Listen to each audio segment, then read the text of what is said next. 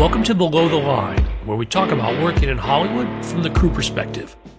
My name is Skid. I'm a former assistant director and your host. Quiet on the set. Today we're talking about Dune Prophecy, the prestige television series which serves as a prequel to Denis Villeneuve's Dune films and is currently airing its first season on HBO Max. My guests are two of the film editors who worked on the project. First, Sarah Reeves, welcome to Below the Line. Hi, Skid. Thanks for having me. Glad to have you here. Also with us today is Mark Martzell. Great to have you, Mark. Great to be here, Skid. I have been looking forward to this. A warning for listeners, Dune Prophecy has aired 5 of its 6 scheduled episodes, and episode 6 is airing tonight. Today's conversation is going to concern some major plot spoilers for those first 5 episodes. So if you're not caught up, I recommend you put us on pause and come back when you're ready.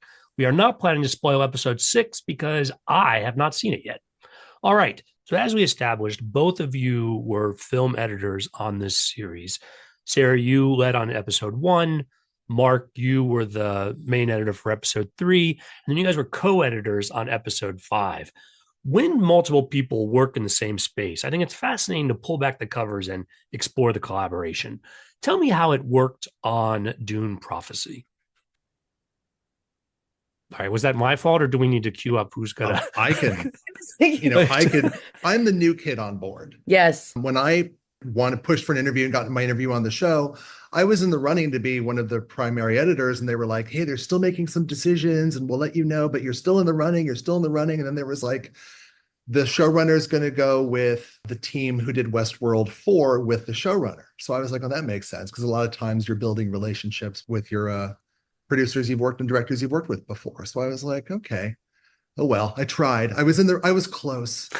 And they circled back when they saw the schedule, and they were like, "Look, these are big episodes, and we don't want one editor to have to do a block of 2 episodes at the same time. That would potentially be an overload." So they circled back and they were like, "Hey, would you be interested in doing 1 episode?" And I said, yes. You have no idea. The one and done is one of my favorite offers, and I rarely get a chance because I'm busy a lot of the time. Because one and done is great. One and done is, did you work on it? Yes. Sure, I did. Yes, and I really wanted to be part of the project. So I was really excited for the one and done, but due to the heaviness and the quantity of work, these were huge episodes. That's when Sarah was so involved with the first episode that it was like, "Hey, can you help out with episode 5?" And that's how I got to my 1.5 episodes, or whatever you want to call it, 2 episodes with the shared credit. So that was great for me. Sarah, going back, you did the first episode. So tell me more about how you got involved. Yeah, so I had an opportunity to work on Westworld season 4, which was an amazing experience. Such a great show to work on, especially editorially. It was like one of the first shows in which they just think of the entire season as a whole and move storylines around, just push the limits, try a bunch of stuff. And that's where I met Allison Shacker and Jordan Goldberg, who we both worked with on Dune. And in addition to myself working on Westworld season 4, and I did the first episode, me and Allison really crafted that together a lot and sort of built a rapport and a dynamic and became good friends and good collaborators. I also, Anna Hauger, I think she actually worked on all 4 seasons of Westworld, and Amelia Alwarden. The 3 of us had all worked on Westworld, and so we all got brought on to Dune to work with Allison. And then, like Mark said, he was the new kid on the block. Although Mark and I have known each other socially for years, so I was incredibly delighted to work with him in person finally. And it was, yeah, it was a big show, big show. So initially, I was supposed to do episode 1 and episode 5. Anna Hauger was going to do episode 2 and episode 6. And then Mark was doing episode 3, and Amelia was doing episode 4. But due to, how epic the show was. And as you know, anytime you're on a pilot, you're on that pilot for a long time. So Amelia and Anna had done a lot of co-editing together in the Westworld camp. And so they were co-editing episode 6. And then they asked me if I would like to co-edit episode 5 with Mark. And I said, yes, please. Yes, please. Let's absolutely. I would like Mark to help out on episode 5, please. Because when I say our episodes were big, I mean the editor's cut of episode one. And I mean, obviously, this is like, every single thing in there. It's like over 2 hours and 30 minutes. And I think Oh, episode five was over an hour and 45. Yep. Everything was, I don't know how long your editor's cut of episode three was, Mark, but these were 90 huge. minutes for the editor's cut, and it what got down to 84 or 5 for the director's cut. So it was big. Yeah. now you've both worked on these big shows before, and of course, Warner Brothers has produced quite a few of them. I'm thinking of Westworld, which you mentioned, or Game of Thrones as well. Is it typical to have this many editors and this much story, or was there something especially complex about Dune Prophecy? I think sometimes it's conceivable. We were shooting, and this is the interesting part about this show, a lot of people have been out of work now for years due to the strikes and the overall slowdown.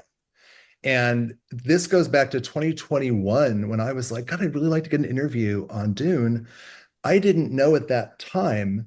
We were fortunate enough to be able to shoot the show because the scripts were completed before the writer's strike. And the bulk of our actors were Actors Equity, part of a different union, so they were not on strike. So we were able to go ahead and shoot, which is, miraculous and tremendous, and was such a lifesaver during that time. We were very lucky. Yeah, I got lucky on both ends because Monarch season one, we got it in the can before the strike. And then I Mm. finished up on there and got to move over to another show that was shooting when no other shows were shooting. So I have been so fortunate. It's insane. A lot of therapy bills of survivor's remorse. Yeah. So we got to work on a show that was being shot during a really difficult time.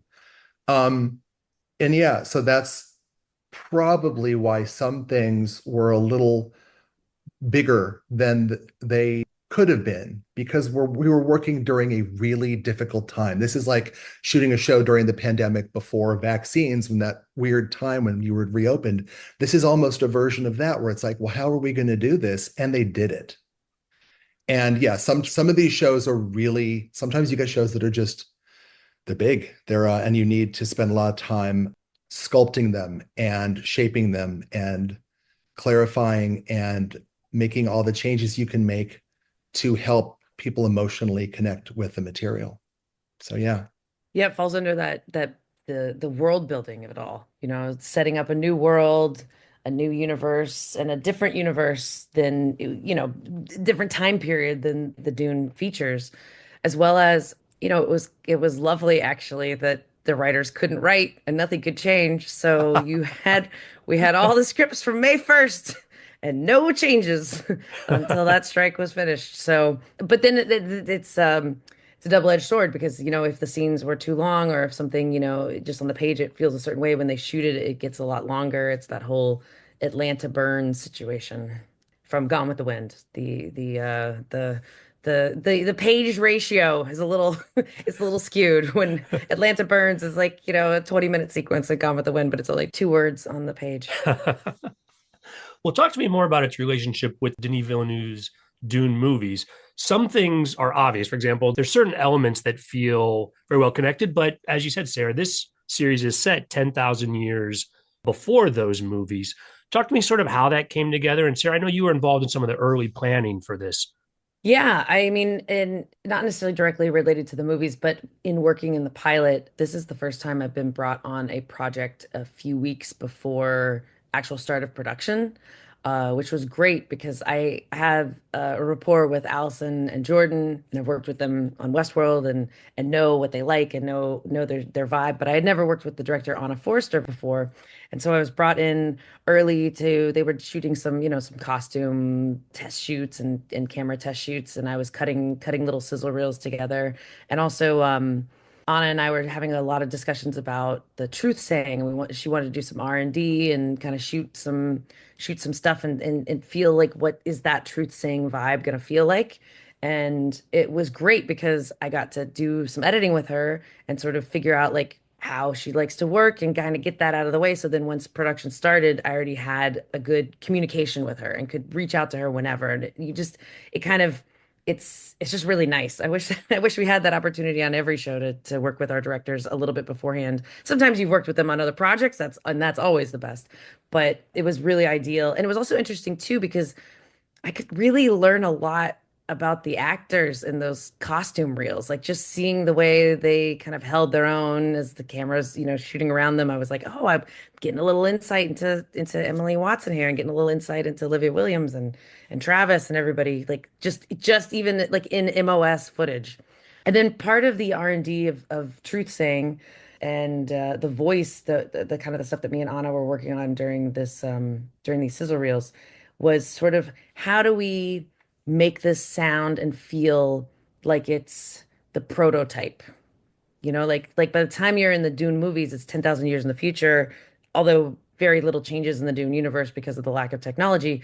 It's supposed to feel like it's nothing has really changed.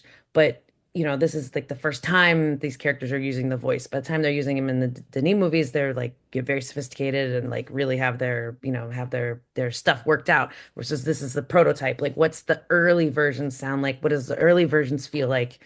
And so just trying to make it feel like it ties together, but not exactly the same.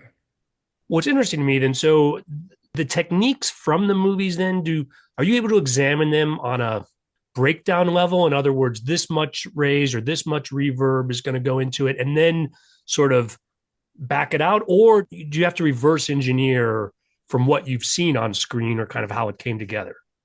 For me personally, for me and my assistant, because obviously my assistant editor, Brian Santasteven, who's amazing, he does incredible sound work, and so a lot of that I rely on him and want him to use his expertise in it. I think he really did a lot of just like watching and studying the films and sort of reverse analyzing it for what we did in our Avid as temp. But for the finals, we have an amazing sound designer, Anne Shabelli, and I think she'd be a good person to talk to, Skid, about how what she decided to do of how to break that down to have it feel like it is the early stages of these powers, but not quite where they're at the supreme level in the features. Because she may have had, I don't know if she had access to some of the sound design or that spoke to those. That part I don't know. So, are there other issues though that, as far as how you edit or the approach to the material, that is informed by the movies, or again, because we're a prequel and our own built story, do you guys have more freedom than that? I think we had a lot of freedom. I mean, I can only speak for myself. As soon as I was told that I was cutting the pilot, I spoke to the director and I said, like, hey, should I read the, I've never read the Dune novels. Should I read that? She's like, no, I don't want you to read anything. I want you to be the person who's like fresh eyes, who knows nothing, versus like Mark is a huge fan of the Dune world and has been following the features and knows everything. I was sort of a blank I've slate. read one book. I've read one of the books. Okay, sorry. But I sort All of right. but I know where they're going. I know things Yeah. get crazy later. Actually our music editor, Chris Caller, huge fan. I think he's read every book. Huge. So he was Backwards and forwards. constantly he because we didn't necessarily know how all the storylines were going to play out. He was constantly texting me what he thought Desmond was, and I was just like, I don't. It's like you're speaking English, but I don't know what these words are. So I was. I may have lost what the train of thought was there. Sorry, Skid. It's totally fine. Editing is going to help. Sorry. Yes. So, we're going to go deeper into these episodes, but give me a general sense of how your solo episodes, episode one and episode three, fit into the larger story. Episode one, the pilot is its own big world building. This is what the show is. Welcome to the show episode. Episode three, the strength of it is the bulk of it is a flashback following our two main characters as their younger selves. I never got to edit Mark Strong as Emperor Carino. I never got to see Princess India. I never got to edit some of our main characters because episode three is its own animal. It's like, and now for something completely different. And you go off on that adventure. So that's what actually my challenge was, to be like, oh, I'm doing something different. Let's lean into something different.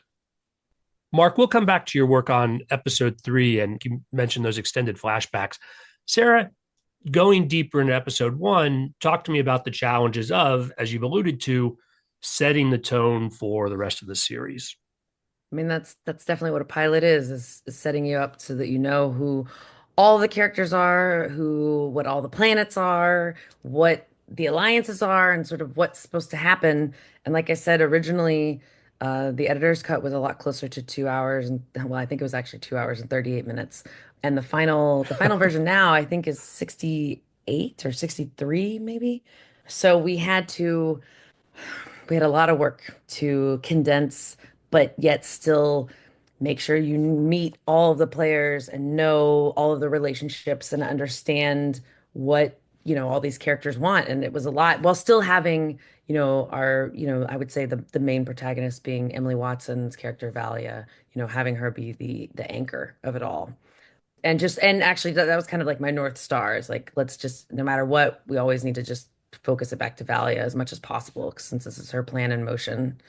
Well, Sarah, can you share an example of how that storyline might have changed when you reduced it from almost 3 hours to its current form? Yeah, I mean, I feel like there was some storylines of certain characters that got condensed because you'll learn more later. So it's like we just, sometimes it feels like we're sort of sketching. Like this is, oh, you're going to meet a little bit of this person, but later on you're going to learn their more of their backstory later. But one of the things that's really interesting about the first episodes is that you can usually do a lot of manipulation, like you can kind of move things around. And a storyline that originally had occurred, well, we met the Princess Inez. We originally met her when she's talking to her mom, and her mom is helping her get dressed, talking about the wedding. And I was cutting the scene. I'd gotten the dailies for the scene where Princess Inez is sparring with Kieran, the sword master, and it was so electric. Like it's action, it's dynamic. It's like, oh, this is a princess who's trying to fight and learn how to fight. This is really cool. Also, she's attracted to this guy, and just the energy was great. And as soon as I cut it together, I was like, oh my God, I feel like this is the scene where we have to meet Princess Inez. Like, not that I don't like seeing mothers and daughters bicker. Lord knows I've bickered with my mother a lot growing up, so it's very relatable. However, her character is marrying an 11-year-old or 12-year 9-year-old. He's 9. Pruitt is 9 years old. That's like an interesting dynamic that obviously I also wanted to just clarify, like she's 100% into the sword master. So I was like, what a great way. Like I just felt that strongly, and I told both the showrunners, and I mentioned it to Anna, the director. I said I would really like to have this be the scene in which we meet her. And luckily, as it evolves and you try a bunch of things, eventually everyone else felt the same way. That should be how we meet Princess Inez and Kieran. Well, Sarah, another scene in that first episode that really caught my attention is Sister Kasha when she's still advising the Emperor on the throne world or whatever they called it. She has this nightmare sequence that it's not very long, but it's a lot of intense elements, obviously introducing some plot elements that will come up later in the series. And how did that come together? I'm interested in how you tease it without giving too much away. And again, working in that limited space. Oh, I had a blast cutting Kasha's Nightmare. I guess in the books there's a lot of dream stuff, and I was just excited to do something very surreal. And as Anna Forrester, our director, would say, like, and she has this great German accent. She's like, "Let's do something radical." I can't even emulate her voice right now, but let's try something radical. And we just really went for it. Like she had shot all this great footage. I remember it was like her idea to like have the room split. And it was like so freeing to just be like, oh yeah, let's totally have the room fall apart. That's amazing. And just being able to play around with time and yes, hitting key moments that are going to play later, like the rotting pomegranate, like setting that up. And then once you see the pomegranate later at the ceremony, you're like, oh, it connects together.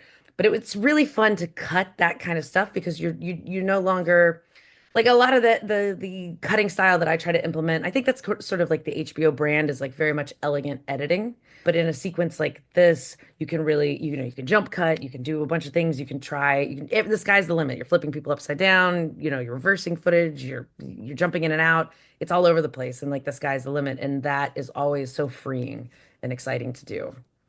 That's interesting. You refer to sort of the HBO, almost a house style. And when you mentioned that, I think I've seen this in other places. But again, the technical challenges, it goes beyond just the creative. Does it start with an idea and then you have to figure out how to do it, or with all the tools in your box, are you like, no, this is the opportunity to do something that I've been waiting to do? Well, I will say I am not as familiar with the Dune universe before I got this job, but I am a huge HBO fan, like definitely a lifelong HBO fan viewer. And so I feel like when you've watched as much of their programming throughout the years, you kind of get a sensibility of like what the show is, like what their brand stands for. And I feel like the editing of all these shows is so strong. You think of like, Mark was on True Blood, like that was an exciting genre show, Sopranos, Sex and the City. The Wire. Uh, Mark, you're counting out how many. Oh, he's counting out how many shows he's worked on. He's also worked on Deadwood, which I still need to watch. I'm dying to see. Mark's been telling me to watch it. All the way to the more recent ones too, with Sharp Objects, Big Little Lies, like so many great shows with such you know, distinctive editing. That's I I just call it elegant. Yeah, I was counting out. I was like, I've worked on 7 HBO projects as an editor or an assistant, 8 if you count Cinemax, I think. So it's not bad. Well, Mark, before we turn our attention to your work on this show, is there anything from that first episode that you were especially impressed with Sarah's work and you wanted to dive deeper on? Well, that's such a good question. Well, for me, I was very dialed in. Jessica Barden was one of the actors we had to hold for the strike to resolve, young Valia.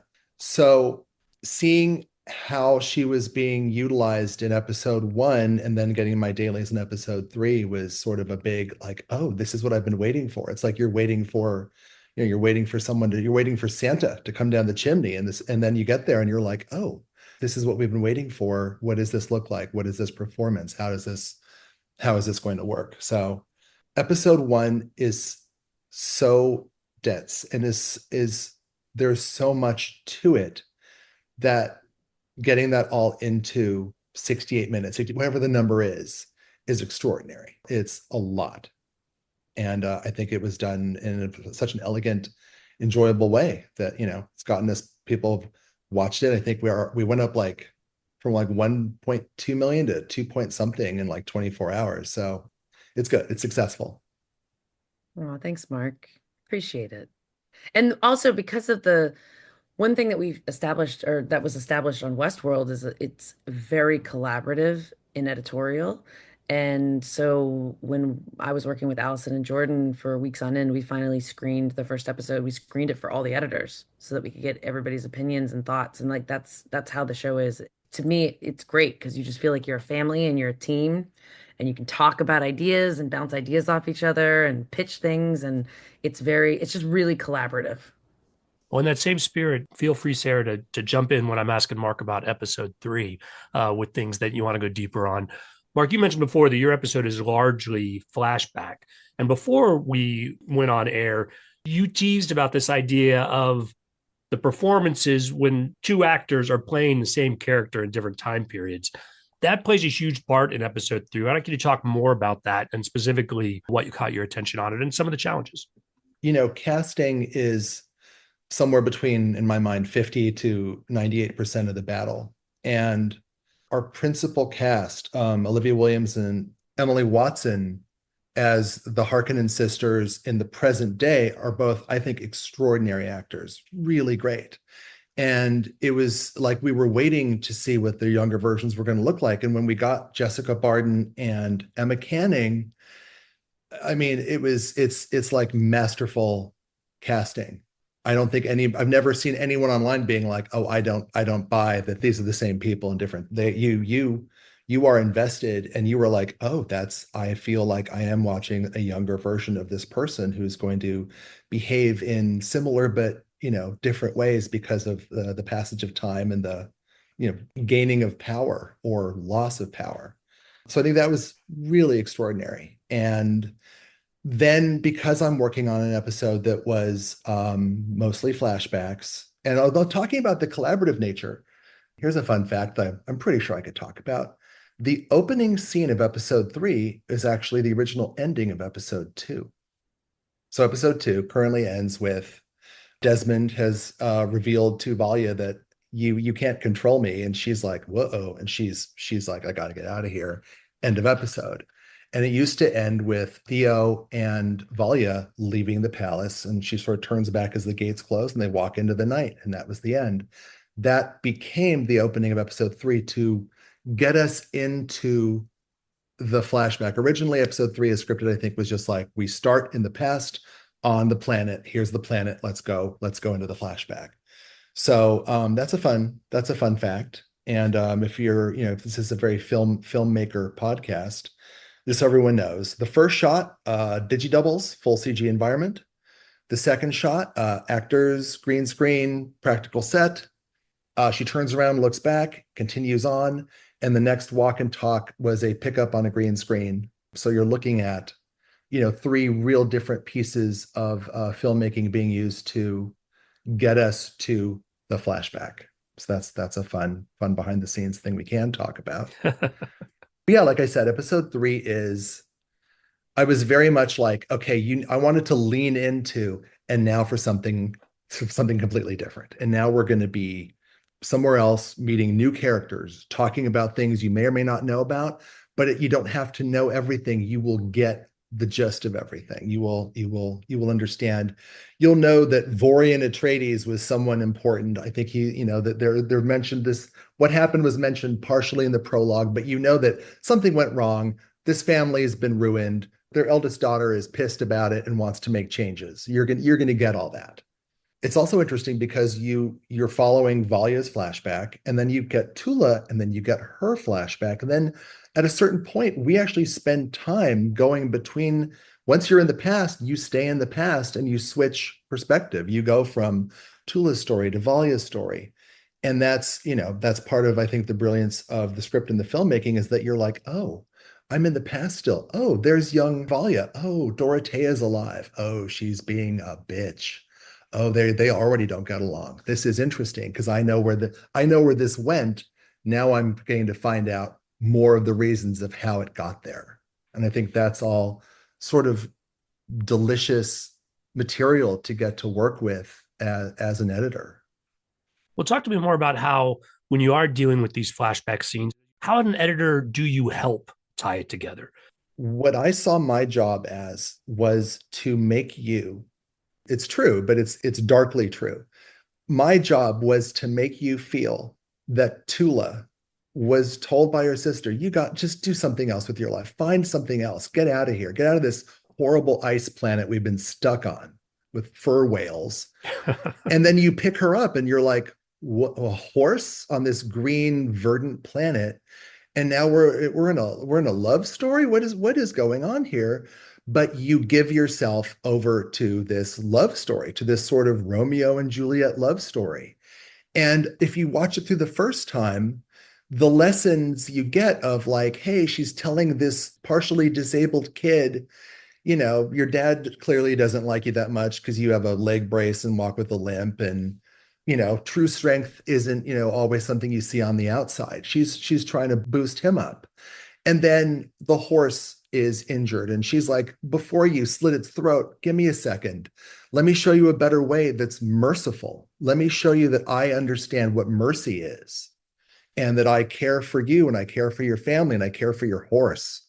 On the first viewing, that's what you should be getting there all the way through, is that she's trying to build a new life for herself, or that she is feeling what it would feel like to be included in a family with some warmth, literal, like you're on a warmer planet with warmer people.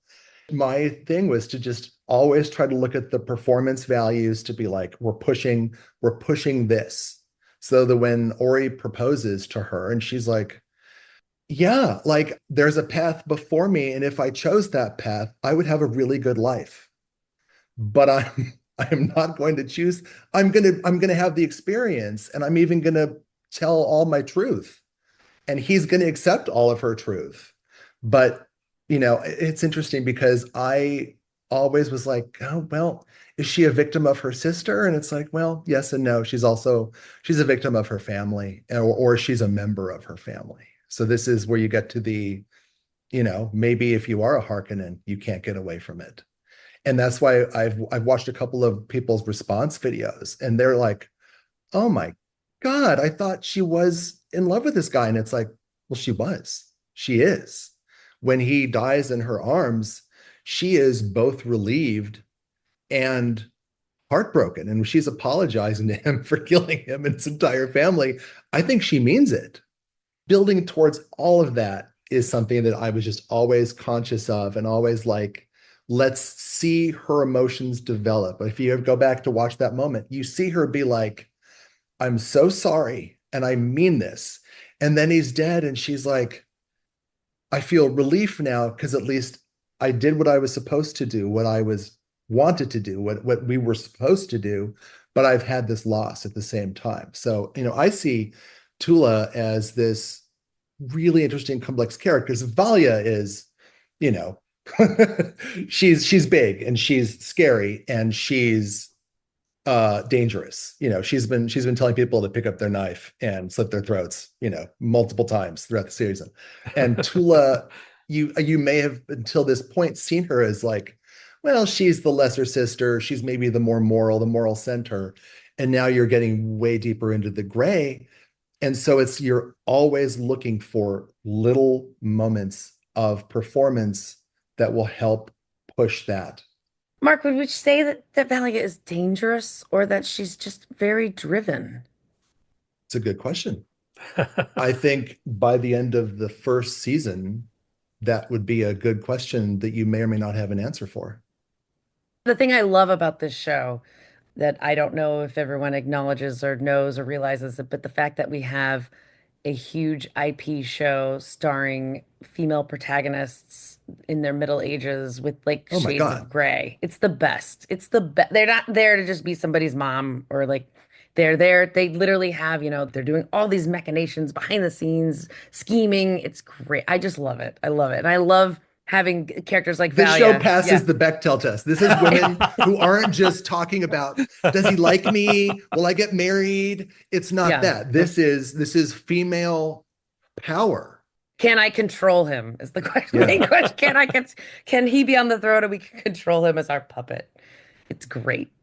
Reading episode 3 was amazing. I was like, oh, Mark's got such a good episode here. But the one thing too, as editors, you live in the world for so long. Like you were just in, what you see on your screen, you will be staring at for a year potentially. So I was just so jealous that Mark had all these outdoor scenes, all these beautiful trees, snow. It's just, I was so jealous. And the reveal of Tula. I mean, it's so great. You think Tula's this meek character, and really she's just as cold-hearted or even more cold-hearted. Well, I want to go deeper into that reveal of Tula because, Mark, we did cross a line there that if listeners did not take me serious at the beginning, we were talking about spoilers. Well, now they're going, wait, what? Because, yes, Tula, as she's celebrating her engagement with lovemaking with her new fiance, she has just murdered all of his family, who we're seeing have the celebration around the fire. And so when you're editing these scenes, obviously you know what's coming up. And that scene on a rewatch, I feel that tension that something's going on. Tell me more about how you approached it and really took these two disparate feelings of these scenes and kind of made them one. I cut the original version of that sequence and then it became shorter than what it was. We made some adjustments and my assistant Timothy Cooper helped edit parts of the intercut to be like, is this what we want? Is this what we want? And then Allison had her own ideas about what it should be and it eventually became the version you see is closer to our showrunners notes and thoughts on it. But it's very similar to its first incarnation. We had the music you hear was actually pre-composed by our composer, Volker Bertelmann. So you hear sort of it's supposed to be some sort of, Dune instrument. It's not a balisette. It's some other, Dune kazoo, clarinet. I don't know what it is, but it's very interesting sounding. So the music you heard was literally the music we were using, and the musical intercut and the shifting between here's score and here's what the musicians outside and the crowd sound like was something that was developed really early by myself and Tim Cooper and the composer. It was always these dissolves to these moments of a really beautiful film too, and a very sort of I think elegant, sensual, warm, firelit love scene, and contrasted against this, crazed, let's go to this party and take our clothes off and get drunk and cover ourselves in stinky goop so we can like hunt in the morning for these bulls. It's such an interesting juxtaposition. Like I said, I was always looking at this as Tula is. Yes, she's doing what she's doing, but the feelings she's feeling are real and she means them, except when she comes back in the first time and Ori is sitting there sad on the, bed in the cabin because his horse died and doesn't want to go party. She's like, don't you want to go join everybody? Don't you want to go prepare? Which is which is pretty much her being like, if you would just go party, I won't have to kill you later. You will just be dead. Death awaits. Just get on with it. That's the only moment where I was like, well, I'm sticking to this plan of she means all of this and she's feeling all these feelings, but it still is true that she is feeling all these feelings. And when she's talking about her role in the family and how her position's not great, she's being honest. So yeah, that was another one of the I brought that up to the showrunners to be like, well, upon second watch, you believe everything you're believing, except that it was like, don't you should go outside. That scene the next morning, that after she kills him and then goes out, you have to take these two emotions. You have to be both horrified by what she's done, but also recognize her sadness. I think clearly that's what you're trying to do something with the character that I would think would be very difficult. Absolutely. You are getting such a combination of emotions of a horrible reveal of a mass murder and also of the tragic end of what has been a Romeo and Juliet story that you are invested in, and what that means for her future going forward. Again, spoiler alert, but you've seen episode 5 at the very end, and she's looking at this bull and the bull's walking away, and she's seen the Atreides bull come and to the scent that was supposed to lure them, which is now sort of like a half genocide. And there's a voiceover there coming from Dorothea, who's still alive. Beware the seeds you sow and the crops you reap. If you've seen episode 5, which you have, Tula is currently has accepted some seeds and is growing some crops inside of her. So it's all very thoughtful and pointed and complicated. Sarah, favorite scenes from episode 3 that Mark should spend more time on? I mean, I did think he cut together a really great love scene. Also, I feel like what's interesting is that young Valia, where young Tula is and where Tula is as an adult, they feel like they are still similar. Like you could, I feel like, oh, this feels like the same character. But I do feel like young Valia is, she's not quite in control of her emotions the way she is as Mother Superior. And so I think it's really interesting to see her a little bit more out of control. Just she's a Spitfire. She's young. She really wants to change the world, help her family. And so seeing her in episode 3 as like being so defiant, but also like how much she's nurtured by the Mother Superior at the time, Raquella, I think was really interesting. Yeah, she's strong-willed, she's petulant. There's a cut I put in purposefully when Griffin says to her, like, I heard your voice in my head and I swam, and I don't know how that happened. And I have her sort of looking, and maybe her eyes shift a little, like almost she's embarrassed that she used the voice on him, probably not knowing what it was, because we're assuming that was the first time, where it's like, God, there's something about me that's maybe a secret, and it's maybe a little bit shameful, but it's also powerful. And I don't know how I feel about that. So I tried to make a moment there that you would see to be like, oh, how does she feel about her power?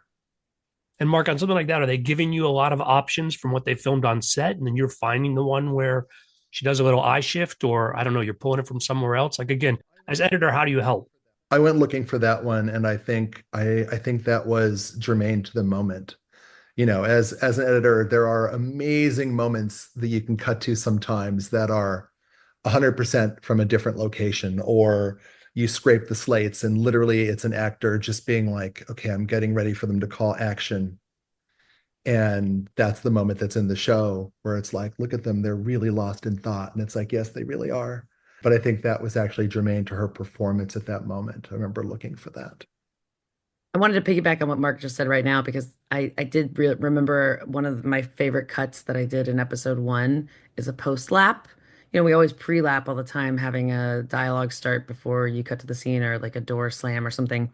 But at the very end of episode one, that sort of kicks off what I call like the sort of death montage, so to speak, of the death march and the realization of who Desmond was swallowed by a worm and is murdering this child and is, or did he, whatever the question is. But we have the scene where Jen is talking to Lila in the room at night, and she's like, one way or another, our past always finds us. I put that line over Valia as she's walking towards the Mother Superior, what's it called, bas relief. So it's like the scene before is informing the thoughts of what Valley is probably thinking as she's walking and looking over there. And also to piggyback on what Mark said too right now, that's a scene in which it wasn't intended for her to walk away, but that was a piece of footage that they like reset and she walked away and it was great because it was like, yeah, let's just use that. So she's like comes to take a look at Mother Superior and then turns around. Let's talk about episode 5. The decision to have multiple editors on a single episode. Is this driven by the post-production schedule, the complexity of the story, or some combination? And then how did it work in this case? Originally, it was supposed to just be my episode 5. Again, because part of the reason our episodes were so dense is all the reasons we described before. They even brought in a fifth editor during dailies, Yoni Reese, used to be Anna Hauger's assistant on Westworld. Now he's an editor of Fallout. They brought him in to help cut as well too, because we were just slammed, just slammed. And so, because I was so busy with episode one, episode five was sitting there and needed love, needed attention, had been cut together, but really, broadly assembled, not quite nuanced as I would like it to be. And they asked me, would you like Mark to help? And I was like, yes, please. Like, for the love of God, yes, have Mark come in. I also love Mark. I've been dying to work with Mark. So I think initially, I don't know how it would have been had we co-edited it from the start. I don't know how would we have done it, but I loved the fact that I had done a first pass and then Mark, I was just like, have fun. And Mark was able to go in there and just try anything, do anything, whatever you want to do. It's open season. Go for it. I don't know always how these collaborative processes work together, but for Mark, I was just really appreciative for him to come in with like fresh eyes and try a bunch of stuff. Like initially like most things on the show, not everything is intercut. And like the first thing he did was he saw like the scene of Desmond's glow up and then saw the scene of Carino and everybody, Desmond announcing his new status and his new troops. The first thing Mark did was like, we got to intercut all this. We got to do all this. So take it away, Mark. Thank you. And the fresh eyes is important for everyone. The best directors I've known are the ones who are like, the best thing you can do during your director time is walk away, come back. And that's potentially also true for editors because you get so close to what you've been seeing and you've seen it so many times that getting a little break and coming in with fresher eyes will change your perspective. For me, sometimes it's literally having another person in the room or literally having another person on an Evercast session and be like, and now I'm feeling and seeing things totally differently because someone else's eyes are on this and I'm experiencing it through them. So yeah, I remember watching the first cut and being like, wow, there's a lot of good stuff here. I had cut a couple scenes in it. Yoni had cut a couple scenes in it. And I remember thinking like, okay, I need to respond to this. And remember, one of the most valuable things as an editor is remember your first response to things. The first time you saw the dailies, the first time you watch your first cutback, how you feel there is really, really vital because that's where you will be like, oh, I had this little voice in my head that said, what did that mean? Or was that clear enough? Or was that too on the nose? Because 6 months from now, a year from now, someone might be like, I have a note. And you're like, oh yeah, I had that note the first time I watched it 500 years ago. And now I should have listened to the whisper. I try to make sure I do that much more frequently now. So I watched it with fresh eyes. I was like, God, there's a lot of good stuff here. But boy, this thing was it like an hour and 40 I something? think it was like an hour 45 or hour 50. So, Yeah, which it's felt like it's a nothing. That lot. felt like a light one compared to. It's a small episode. So I remember being like, okay, I think I had a week or two to recut maybe a little longer. It was a couple weeks, it was a week or two to recut before I was going to be working with Anna Forrester, the director of episode one that Sarah had edited. So I was like, I'm gonna go through and the parts where I'm like, I need to understand this scene better. I need to get clarity on what this means in the bigger picture. That's where I'm gonna focus my attention. So I think I spent a lot of time on the first time we go back in and discover Lila's situation through Jen's eyes. I think my first thing was like, I need to understand how Jen feels about this more and what this means to her. And then you get I into, also did, by the way, I did give you one note, Mark. I said one yeah, note because I think Brian, my assistant, had cut all those scenes and I gave him the note too. I said, listen, this is an all girls school. It's all women everywhere. Somebody has to be some lesbians up in here. So I said, cut all the Jen Lila scenes with as much homoeroticism as you can. And when I went to the premiere, I told the actresses that too, and they just laughed to no end. I was like, I'm pitching for season two. I'm trying to make it happen. no, it's true, but there is genuine love there, and there might be, a little more For love. sure. It's Jen always calls her hard to doe say. eyes. I mean, come on. Yeah, Yeah, they have a powerful connection. they do have a powerful connection. And then getting clarity on because episode five becomes, I'm not going to say a ghost story, but it's a little bit of a ghost story. It's a little bit of we have a guest character inhabiting an actor and trying to solve a puzzle. So you also want to be very clear on what is that puzzle and what are we going to discover about that puzzle and what does that puzzle mean in the bigger picture. Oh my God, can I talk about this? So one of my biggest contributions came way down the road where, oh God, okay, I'm going to talk about this and then you'll decide if it can, Sarah, you let me know if this can stay in or not. So you have a ghost story now. You have Lila, who is now Mother Raquella, who is here to help solve a mystery. What is going on? You're going to discover that something has happened. We're looking at Sister Kasha's brain. We are trying to solve why people are having nightmares, shared nightmares, why people are bursting into flame when they're not in front of Desmond. We're on a different planet. We're across the universe, and people are still bursting into flame. How is this all happening? What does this all mean? And can Mother Raquella solve the mystery? And it was originally Sister Avila has shown up and Tula is like, yeah, you don't go in there. We're gonna spar for a minute. Lila comes out and Sister Avila is like, oh my God, she's alive. This is an abomination. And we're playing the oh my God, like Lila's alive moment. And Lila's like, by the way, this is a virus. This is an RNA airborne virus. Nice to see you, Avila. Goes back inside. And I was like, I want to pitch an idea here where she comes out now and says, this is a virus. The deaths, the nightmares are all connected to an RNA airborne retrovirus. And that was my ADR contribution to be like, guys, I've been working on this for a year. I have been very close to this material. I need a little more information right here to be like, oh my God, what did you just say? What? So that was an interesting moment there to be like, as I remember having that feeling when I first watched it of like, I feel like I don't want to be paying as much attention to Sister Avila being like, oh my God, Lila's alive.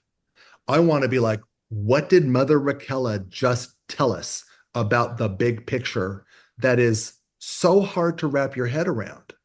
That everything that's happening on Wallach 9 is related to an airborne virus. And so I'm guessing that allowed you to cut out like 15 minutes of that Yeah. longer episode that you had that you were trying to shrink to a reasonable size. Everything tightened up, but it's one of those let's just get this as clear as possible. Because I remember being like, this is complicated. What does this all mean? Because there's a lot of complicated storytelling happening, and you have to having the fresh eyes allows you to be like, wait a second, I need to know more about what this means. Yeah, you're able to connect the dots a little bit And more. how do I help clarify that? So that was a moment that came to mind. One of the things that was really cool about episode five was getting to introduce huge Indian star Taboo. She's like So you just say her name to anyone who's seen any sort of Indian cinema, Bollywood stuff, they know her, they love her. And I think she might even be the most tweeted about person. So like being able to introduce her and bring her to an American audience was incredible. Honestly, that's actually in episode one, that is always one of my favorite things to do as an editor is I really architecture of the scene is very important to me. And introducing characters like when we first meet Valia, I don't cut to her face right away. I delay her face as long as humanly possible on her back, on her hands, everything to like give her that entrance. And same thing with Taboo. Taboo had like this walk and like, who is this person coming? And everybody's, Korean. I love Mark Strong is so great and he's so smitten and it's great to see his face and who is this person? Who's going to come and to finally meet like the fourth member of our little quad of girls that set in motion this plan 30 years prior to finally get to meet her and have her be this huge star was really cool. And I will say the editing choices and work done during her entrance is a total Mark and Sarah collab. It started one place, it went another, and then it came back, and then it met somewhere in the middle.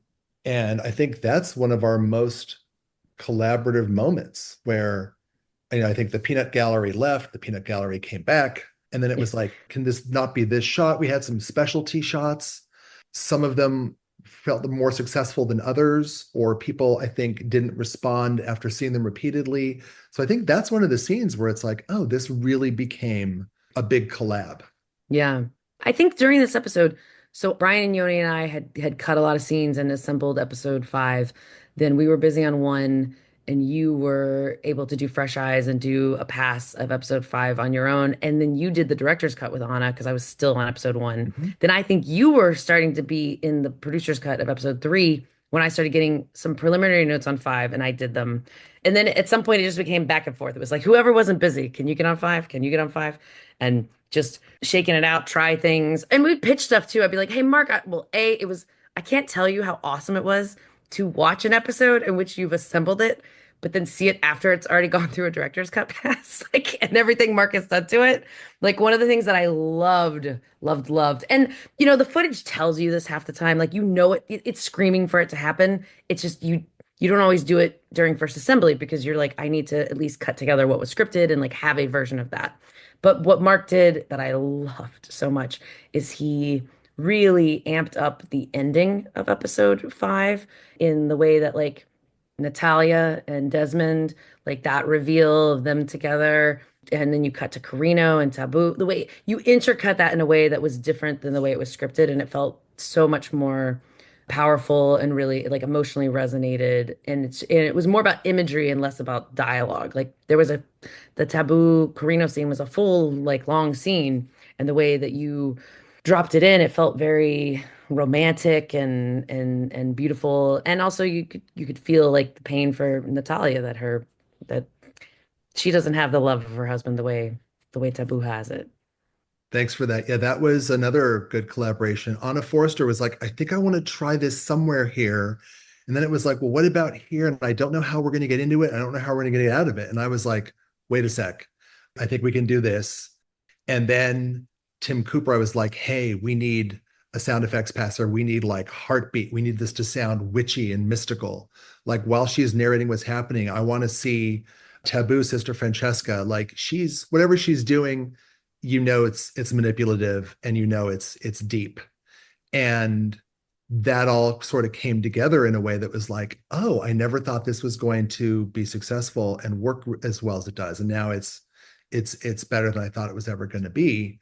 And then later, originally Tula has her DNA gender reveal party earlier as scripted, and that Allison and Jordan brought into the end as well. And once the third layer came in, it was like, okay, let's just have the big finish here. And that was really enjoyable. And again, because of the volume of film and because of the amount of episode we had, our assistants got to edit. Like my assistant Tim Cooper, I think did the first cut or almost, yeah, I think the first cut and maybe the second cut of the funeral scene where we reveal that Griffin Harkonnen has been murdered. He did a lot of work helping me out with the love scene on Caladan and a couple other things too. And then in five, I think also contributed a lot. So this is how we one of the ways we got our assistants additional editor credit on these episodes because it's a lot of work and we needed all hands on deck We did. and occasionally extra hands. All hands, all hidden hands, every hand that was Yeah. available. I mean, especially like, I don't even know if Brian helped me assemble a lot of scenes in episode one at first, but definitely during producer's cut. I mean, we just with that much density, you need manpower. And all of our assistants, like Brian Santa Steven has been assisting me for off and on for the past 6 years. So we have a really, really good rapport. And he knows what I like. He knows my methodologies. He knows how I like to do the architecture of the scene, how I like to save close-ups for like the turn in the scene. And so just having someone who knows your style so well help you out, it's fantastic. And a lot of times, sometimes he'll do I had an editor many moons ago who would let me do some first passes of notes she would get, from producers, and I would do the first crack at it. And sometimes it's really nice because the assistant will do like the letter of the law of the note, and then you could see it and be like, "Yeah, okay, I see what you're doing, but I don't think that's going to work. So let me try this instead." And it just helps bring about other ideas. And it's also really nice to have your assistants collaborate with you in these ways because they bring so much to the table. Like there's so much sound design that they do that is real important storytelling. And so helping them get these extra credits and having them be such valuable members of the team has been awesome. Hugely valuable. On True Blood, if you make a new vampire, you're a maker. My maker is an editor named Michael Ruscio. Anna Hauger, an editor on Dune Prophecy, also has Michael Ruscio as her maker. So we share the same maker. We share I the same also I also person. know your maker. I like to sing karaoke with your maker. Your maker and I There you always go. sing Dreams by Fleetwood Mac. So my former assistant, Emily Streets, is now cutting on Monarch Legacy of Monsters. Tim Cooper has been with me now from The Last of Us, Monarch, and Dune. Finding opportunities for him to edit and to grow is super important to me because I already know that down the road, he's going to be an editor on projects potentially I'm working on, like where we're going to become, colleagues versus like, oh, you're my assistant now. And I'll have a new assistant at that point. So, paying it forward is hugely important to me and very valuable. And also giving credit where credit is due. I make a point of when I'm in a director cut or producer cut, usually director cut. If this is a scene my assistant has edited, I will take the temperature of the director. How did you like this? And if they're like, oh yeah, that was really good, then I will be like, that was edited by my assistant. Are you open to, if you have notes right now, taking a little time and letting my assistant do the notes with you so they can have that experience and grow and learn from that? What's crazy to me is I had coffee with an assistant I worked with on 3/4 of one episode on a show where I came in to help and then blocked the episode and went off. And I had coffee with that assistant a couple months ago, and they were like, I wanted to thank you. I cut this scene, and then the producers were in the room, and you were like, this was cut by the assistant. Can they? And they were like, sure. And this assistant was like, that was the only time that I have been credited in front of a director or producer. And I was like, that's horrible. Even if you did the first cut and I did notes on it or recut it, it's still partially you deserve authorship. And I was warmed and I was also saddened by that moment. And I was like, this is an important thing to remember to try and do. Mark, it's so funny you say that. Is that my mentor, my maker, so to speak, one of my makers is Jordan Goldman, ACE, who cut the Homeland pilot, and that's what I worked with Michael Ruscio because I worked on Homeland season 4, and I met Ruscio there. But same thing, I was in the room taking notes with him, and he gave me credit for a scene I cut on Sex, Masters of Sex, and I literally was just like, as an assistant, I was like, you can do that. You can say that I cut that scene. Like he's like, yeah, if a director likes a scene and you cut it, I'm gonna give you credit. And I was just like, oh, Yeah. it was like game changing. I was like, okay, this is what I want to do going forward. And I learned so much from him, and I pass that on as well too, because it is, I think some editors get scared, maybe like they don't want, or they're worried, like, oh, they're gonna think I'm not a good editor because I gave my assistant credit. And I don't think that. I think that's the opposite. I think the more comfortable you are, the more credit you can give to everybody. I think it's an insecurity, and I think it comes Yeah. from maybe editors who are earlier in their career. Not that I guess I'm pretty deep in their career. It's been 400 or 500 years, but I think it's important to try and do that wherever possible. Yeah. This industry is, as I think you can tell by the writer's strike, how important it was for the writers to get, that getting longer times and being able to go to set more and like learning, because you have that with mentorship is how you get, the next series of shows and movies to be just as great. You need that understanding and that knowledge and need to be able to pass that down. And so mentorship and the relationships we have with our assistant editors and is just, it's super important to, how the rest of the industry will go. What I'm hoping for as AI hopefully frees up some times for our assistants who used to be collaborators and apprentices who worked with the editor, and the editor and the assistant were really together working. The assistant now serves many masters, visual effects, music, sound, all these crazy turnovers. Hopefully technology will help simplify their role a little bit so they can get back to the apprenticeship part of learning from the editor, working with the editor, learning about how to craft a story, and do that during the daylight hours versus being like, yeah, stay till 2 a.m. and cut a scene and we'll see how this goes for you later. So that's what I'm hoping AI gives us. Whether or not it does remains to be seen. Collaboration is a big theme on this show. We love hearing those stories. And not just that all of you approach it with such open mind about working together, but again, the proof is in the pudding. This show worked from an editing perspective, and it's clear that your efforts are part of its success. Thank you. Yes, thank you. But we're not doing any spoilers for episode 6, but having watched these first 5, I have a hard time believing this story is going to wrap up tonight.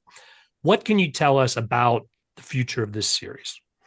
I can say that I also don't know how it's going to wrap up because I didn't actually watch episode 6. Sometimes I will wait. I will be like, I don't want to know. I read the script, but I did not see it. So I'm equally excited to watch it tonight and see what happens and how everything will resolve, or will it all resolve? I don't know. I think I know a little more than you do. I think I watched, I think there was a 2-hour cut at some point. So I think I saw that.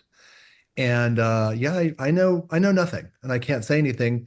And I don't know anything about the bigger future because I don't know anything. I know nothing. I can say, as just a person who likes watching television and HBO projects, I hope that there's more seasons. There's a lot of stories to tell between now and 10,000 years, Paul Atreides. So I hope there's more. Can we add one more shout out though to our post team with Brian Carroll and Vicky and Sarah Best and Ragu and Austin and I think more people now, but it was it was a really strong post team to handle the amount of footage, as you said, Mark, as well as we have a really, really good VFX team too. Oh yeah. Like that VFX team has saved us in countless ways. As you know, they say, fix it in post. Now they say fix it in VFX. So Michael Mike and, Enriquez supervising, and Taryn Pratt was our VFX producer. I had worked with Taryn for all 3 seasons of Lost in Space over at Netflix. They were tremendous, and that's one of the reasons the show looks and feels as good as it does. great VFX editors. Like it's really, really, again, collaboration on all levels. And it really starts at the top with Allison. Allison put together a great team, and she really believes in us and really believes in the best idea. And she's one of those showrunners where you can really talk, and she'll listen and wants to put the best stuff forward. Listeners, if you've joined us on the Sunday afternoon before the show airs, we'll be watching it with you tonight. If you're listening to it later, I hope you catch up. In any case, this was a lot of fun, but on that note, we'll call it a wrap. Great having you guys here. Thanks, Skid. Let's not step by each other. Thanks, Skid. Thanks, Skid. Nah, I can fix that in post, don't worry. Listeners, I always appreciate your feedback. You'll find my contact info at our website, belowtheline1word.biz. That's B-I-Z. You'll also find past episodes and links to all of our social media, so check it out. While we're waiting to hear about Dune Prophecy Season 2, where else can people see your work? Strangely, we are both currently editing the Apple TV Plus show Monarch: Legacy of Monsters. Season 2. Season 2. I just basically want to follow Mark wherever he goes. I'm like, what are we going on to next, Mark? What's happening? Exactly. No, and again, it's another fun one because if we have we have multiple actors on Dune Prophecy playing the same character in different time period. Monarch Legacy of Monster has Kurt Russell and Wyatt Russell playing the same character in two time periods or multiple time periods. So it's what I do now. I just do shows with the same character in multiple time periods. Also, funny enough, the miniseries that I had cut or worked on prior to Dune finally locked and is coming out maybe next year, called Washington Black on Hulu miniseries as well, with multiple timelines of adult wash and young wash. So they just like to keep this going as much as possible in every project. We'll watch for both of those projects. My closing credits, thanks to Curtis Pye for our music, John Wan for our logo, and to all of our listeners, I appreciate you. The Below the Line logo is available on t-shirts, mugs, and stickers at redbubble.com. Please rate us wherever you get your podcasts and tell your friends. Thanks again from Below the Line. And I was going somewhere with that. This is terrible. Let I'm me really try- happy you have editing. Let me try to. It's early. It's not even noon yet. I know. Yeah, we're not. I'm definitely a night owl. So I'm like not a morning It's person at all. cocktail hour somewhere.